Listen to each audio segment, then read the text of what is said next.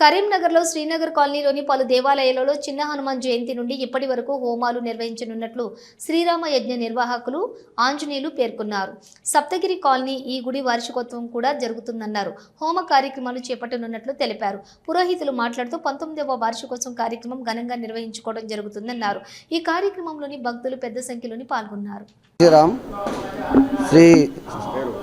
జై శ్రీరామ్. నా పేరు పొన్నం ఆంజనేయులు గౌడు.